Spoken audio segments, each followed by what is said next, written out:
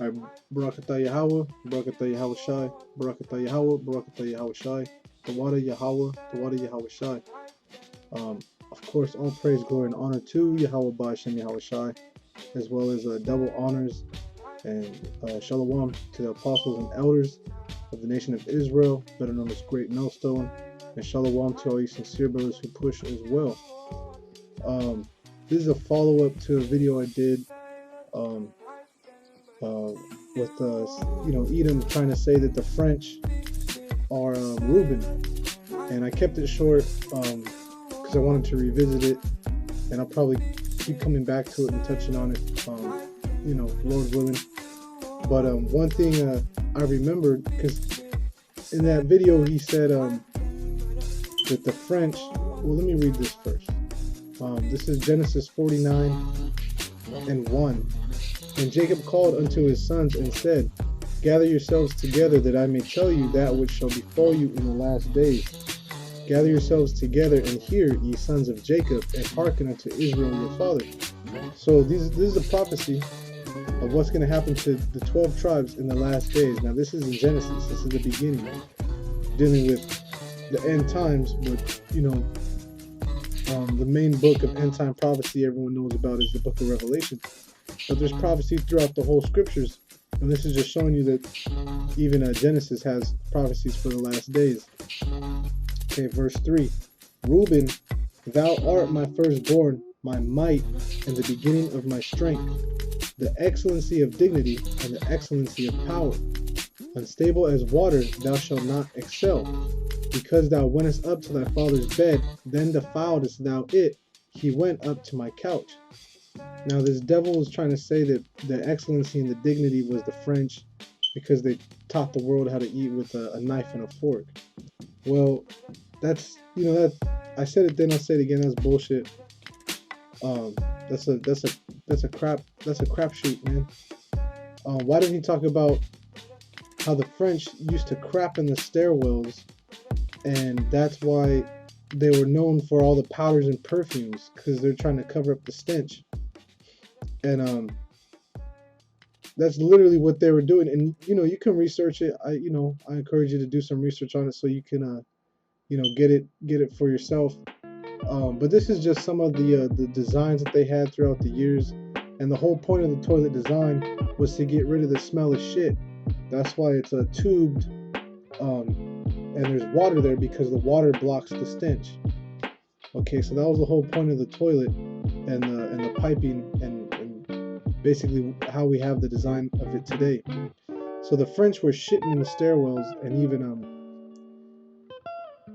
so here's another design, and you see they're shitting in the water. You see, okay.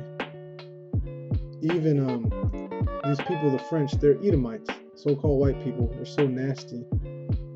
They were even throwing shit out of the windows, and that's why a lot of them were carrying umbrellas. It wasn't a fashion statement. So,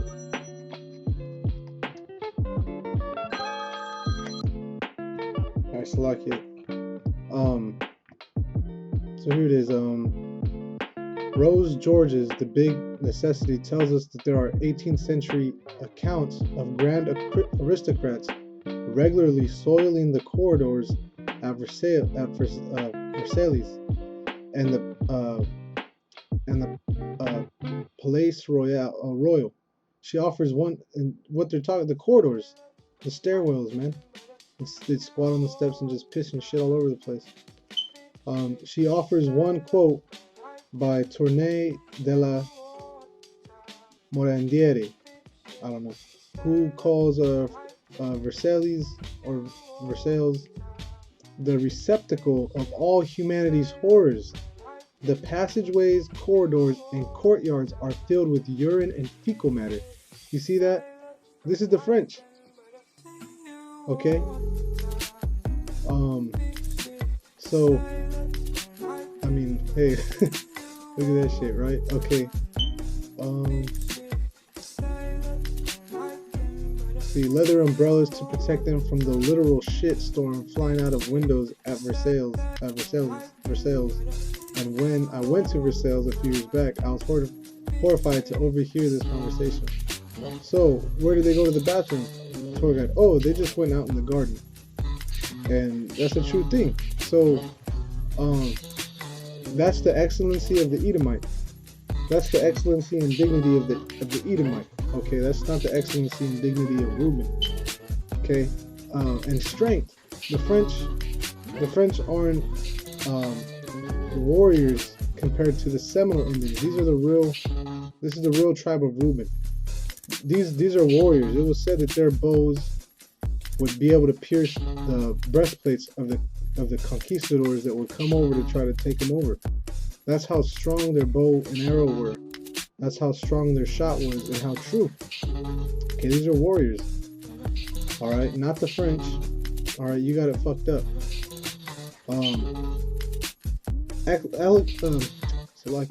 Excellency of dignity. Okay, they didn't keep signing treaties. Once they saw the white man was the devil, that was it. They kept their dignity. They didn't keep signing. Where's the dignity in? Oh shit! Where's the dignity in crapping on yourself? Huh? Where's the dignity in that? Okay, there's no dignity in crapping on yourself and using their corridors and your gardens and your passageways as fucking toilets, man. That's a Edomite behavior. That's a cave dweller, a caveman's behavior. Okay, and excellency of power. Now, Reuben, Gad, and half the tribe of Manasseh are known as the warrior tribes. And you do a little research. You don't even got to dig far, and you'll see,